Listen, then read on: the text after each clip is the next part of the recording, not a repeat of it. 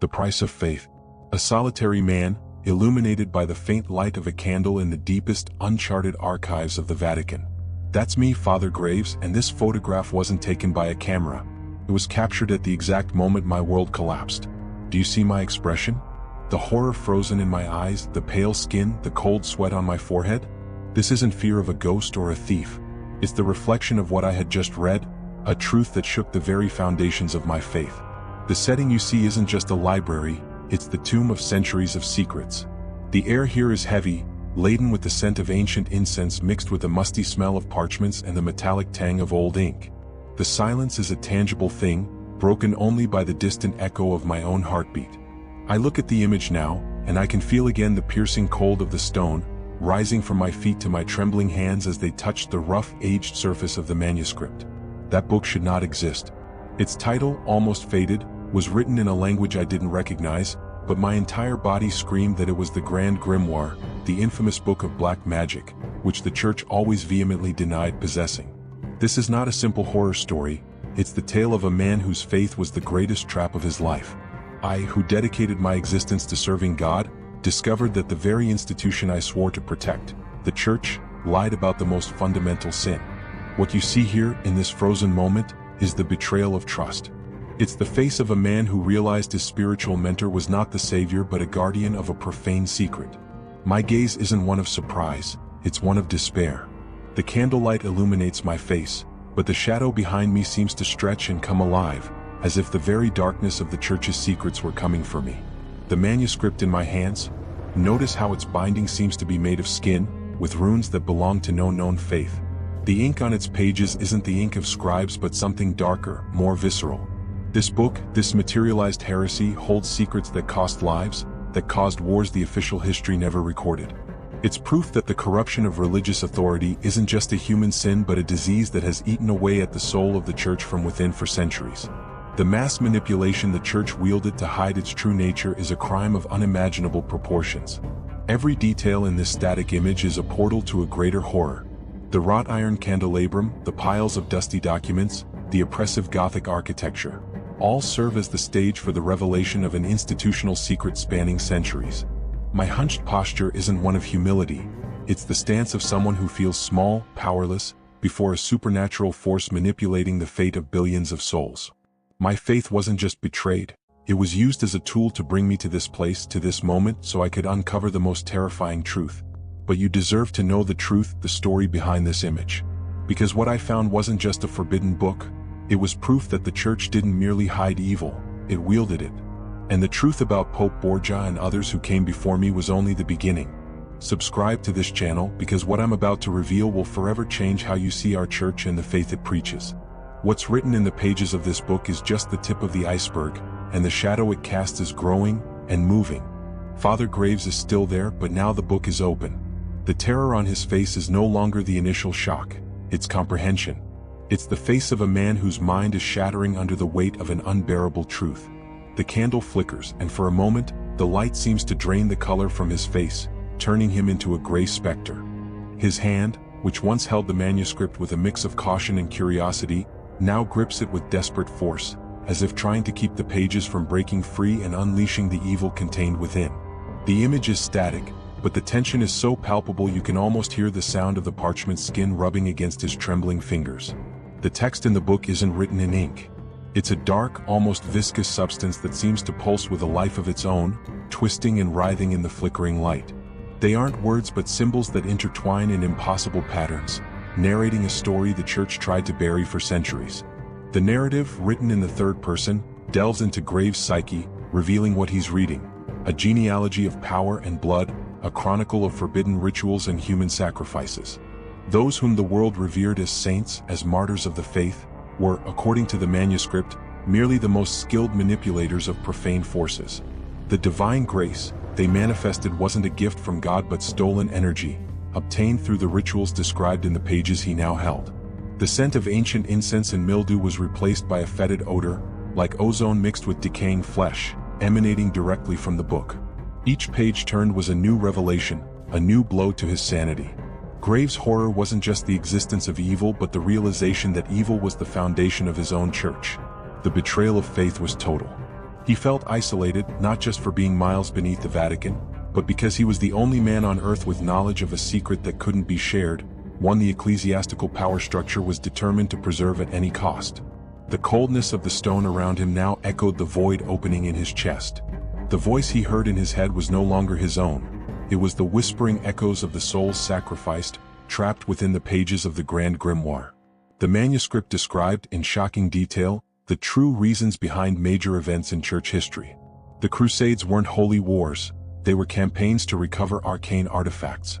The Inquisition wasn't to purge heretics, it was a hunt for the few who knew of the rituals and could rival the clergy. The faith of the faithful, which Graves always believed to be salvation, was in fact a tool of mass manipulation, a way to channel collective energy into the Vatican's profane rituals. The Church didn't fight the darkness, it used it to maintain control, to wield a power far beyond what any earthly kingdom could dream of. And the price for that power was the soul of everyone who believed, everyone who knelt and prayed. Graves, with glassy eyes, turned another page. A grotesque drawing of a disfigured creature with a sigil beneath it. He felt a shiver that wasn't from the cold but from recognition. It wasn't the sigil of a demon but the crest of a family line the Church had honored and protected for centuries. He read the family name and the ground seemed to vanish beneath his feet. That crest, he knew it.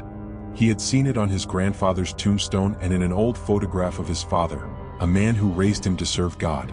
In that moment of pure terror, he realized that the history of the Church's corrupt authority wasn't a distant, ancient tale. It was his own history, a legacy of sin and sacrifice that extended to him. The book wasn't an archive of ancient heresy. It was the manual of his own family tragedy, and he had just signed his name to it. The mark of the heir. Father Graves didn't move. The imaginary clock of his soul ticked away the seconds, each tick a sinister echo of his impending death. The air around him, once merely heavy, was now a suffocating presence. The date of his ordination, the day he vowed to serve God, was the same day the final sacrifice of his lineage was to be consummated. It was the culmination of the betrayal of faith, his life given not to God but to a heresy. He stood still, not by choice, but by a paralysis that extended from his spirit to his flesh, a primal fear that any movement might hasten his fate. His hunched posture in the image was that of a man bearing the weight of centuries of secrets on his shoulders, the weight of a curse manifesting through the open book before him. The narrative delves deeper into his psyche. He recalled the legend of the phoenix, the bird that rises from its ashes. The Church was not the phoenix, his family lineage was, and he was the ashes. His purpose, he now understood, was to be consumed so that ecclesiastical power could rise anew from the shadows, renewed for centuries more of domination. The idea was so grotesque that his mind tried to reject it, but the Grand Grimoire pulsed with a cold, undeniable energy, a living proof of the crime. His eyes, once fixed on nothingness, now turned to the manuscript. The symbols on the page, the dark, viscous ink, seemed to deepen, gaining a three-dimensionality that defied reality.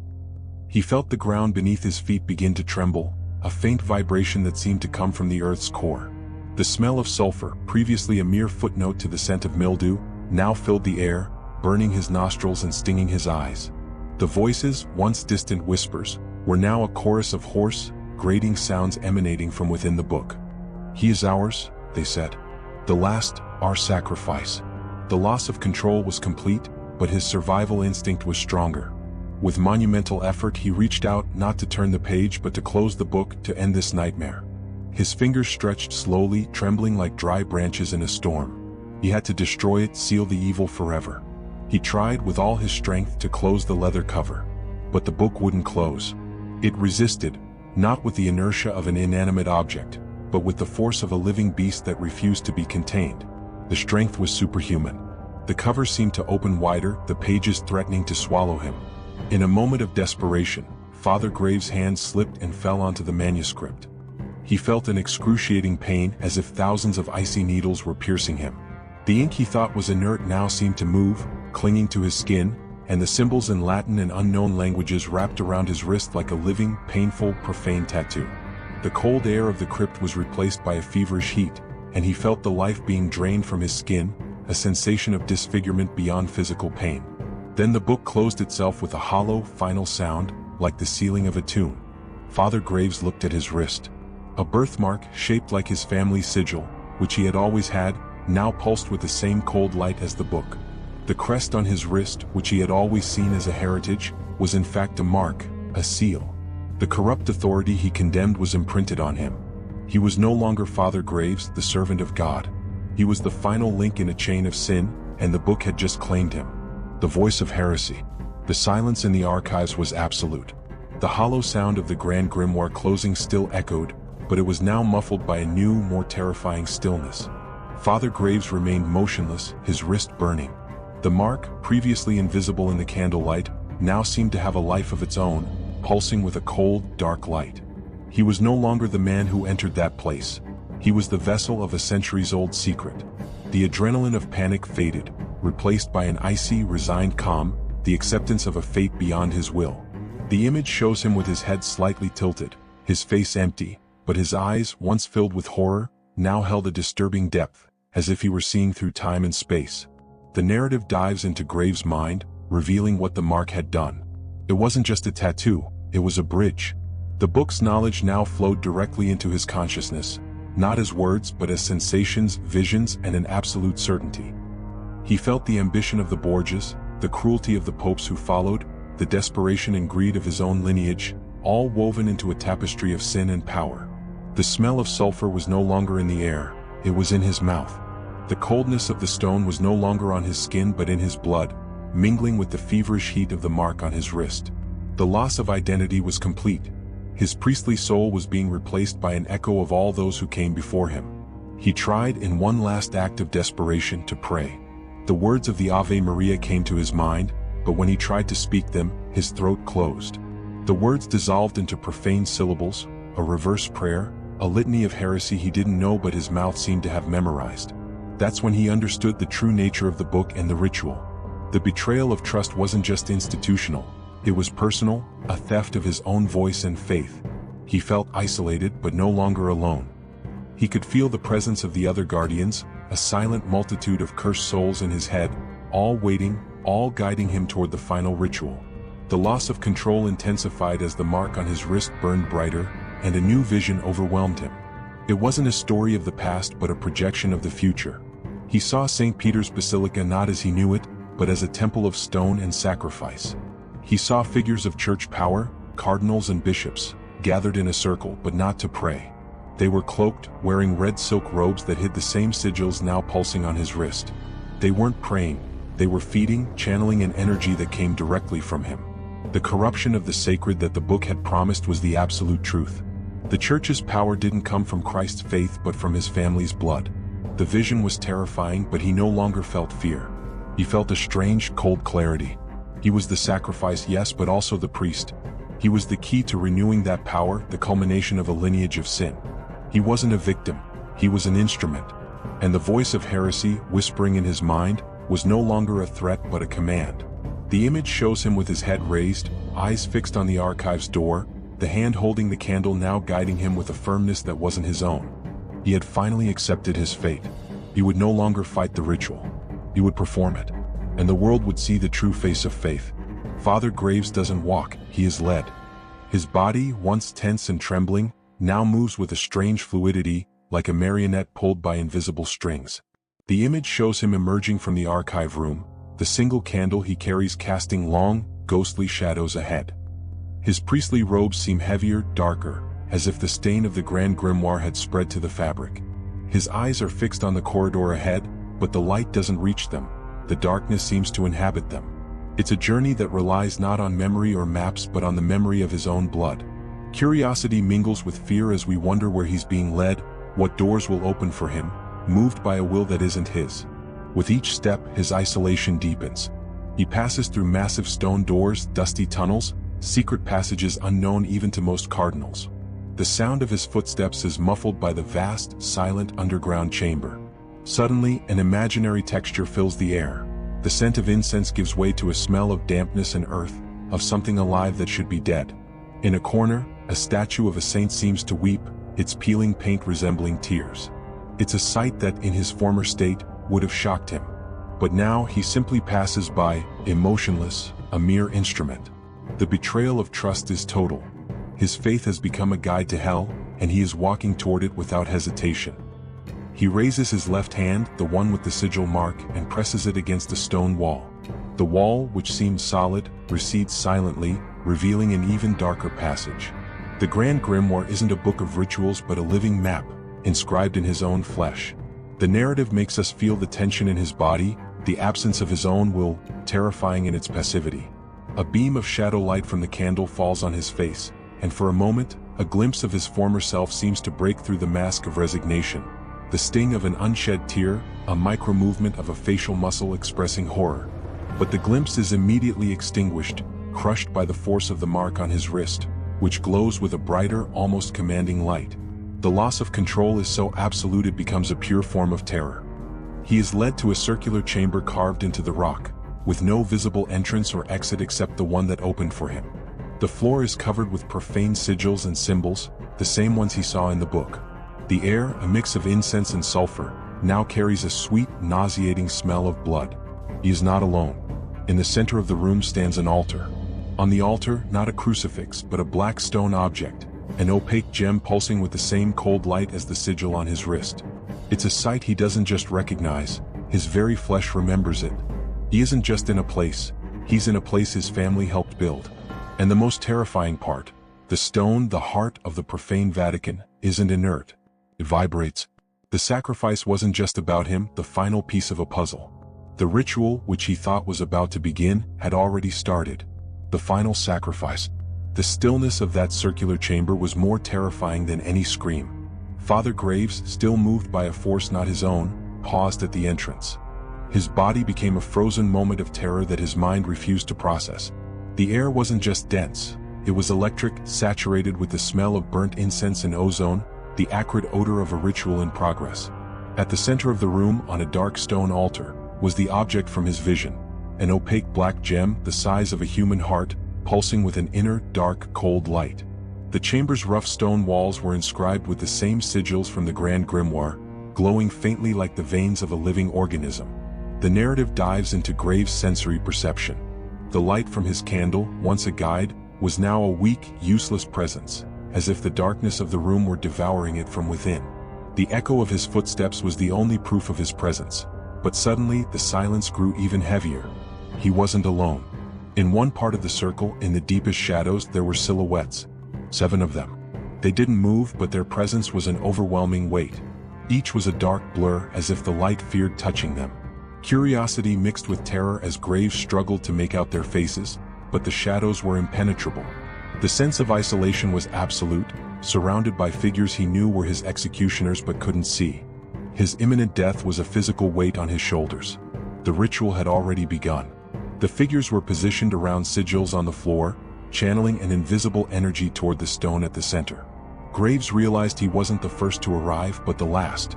He was the final piece. The mark on his wrist, the pulsing sigil tattoo, now seemed directly linked to the gem on the altar, like an anchor being pulled into the abyss. His eyes scanned the figures in the dimness, searching for a trace of humanity, a glimmer of mercy. He waited for a sign, a word, but the silence was total. The suspense was crushing, the anticipation of something he knew would be his end. The loss of control was a silent, profound terror. But then he saw a detail. Not a face but a ring. A ring bearing the crest of one of the oldest and most revered families in the Vatican. And beside the ring, the glint of a silk stole, a color he recognized. It was the purple of papal authority. There wasn't just one pope. There was a conclave, a brotherhood whose loyalty was not to faith but to power. The corrupt authority he had read about in the book was real, and they were there, in the heart of the church he loved. The betrayal of trust was so deep that he felt a cold nausea, not from fear but from disgust. One of the figures, the one with the purple ring, moved. The silhouette stepped forward, and the light from Graves' candle grazed his face, revealing an aged, severe countenance. It was Cardinal Sombra, the mentor who had guided him on his journey. He opened his mouth, and his words were not those of a priest but a hollow, cavernous whisper, an echo of all the voices Graves had heard in his head. The sound was ancient, profane, and final. "The sacrifice has arrived," said Cardinal Sombra's voice. "Your blood will be our wine, and your soul our feast." And the black gem on the altar pulsed with a light so intense it blinded Graves for a moment, just as Cardinal Sombra's eyes became 2 empty, black abysses. The final sacrifice. The light that erupted from the black gem on the altar wasn't divine. It was a beam of darkness that seemed to suck all the energy from the chamber, turning it into a blurred mass of shadows and terror. Father Graves, still paralyzed, felt an excruciating pain radiating from his wrist, where the sigil glowed with malevolent power. The isolation became total and absolute. The pain was an icy needle piercing his soul, consuming it. He wasn't being killed, he was being emptied. The 7 figures in the shadows, cardinals, bishops, his own mentor, weren't just men. In that final moment, he saw them in their true form. Empty shells, ancestral vessels for a nameless entity that fed on faith, ambition, and blood. The corrupt authority he feared wasn't just a sin. It was an abomination hiding beneath the mask of the sacred. The loss of identity was so violent that his own memory, his essence, screamed as it was torn from him. The narrative enters its final, most terrifying dive. As his soul was consumed, Graves had one last vision. He saw the Vatican from above, not as a temple but as a machine, a profane power plant. St. Peter's Basilica wasn't God's altar but the receptacle of a centuries-old ritual. The faith of millions of believers, their prayers and sacrifices, was the fuel for that black gem, that profane heart, being renewed with his own blood. He saw his lineage, the guardians, as mere filters, bridges between faith and darkness. And the mass manipulation he feared was the very foundation of the Church, a crime of cosmic proportions. He was the final sacrifice to ensure that cycle of profane power could continue, and the darkness could be renewed for another millennium. The black light of the gem faded, leaving the chamber in the most complete and deadly darkness. The smell of sulfur and ozone gave way to a sweet, nauseating scent of incense, the same he had smelled in the library. The silence returned, but it was no longer one of anticipation. It was one of satisfaction. The 7 figures, the empty shells of the men who betrayed him, stood still, their energy restored. And on the altar, above the gem, there was no body. Only a trace, a faint ash that crumbled into dust at the slightest movement of the air. Father Graves' imminent death had been consummated, but his soul, what was left of him, didn't go to God or to hell. It went to the gem. And from there, what remained of his consciousness, his memory, and his pain was expelled. He wasn't dead. He was scattered. The echo of his voice, a final spark of consciousness, can still be heard in the damp walls of the archive, in the pages of the Grand Grimoire, in the very story you've just read. He became the story, the curse, the living proof that the Church isn't what it seems. And his body, his life, his faith weren't the sacrifices, they were the words. The ritual was completed.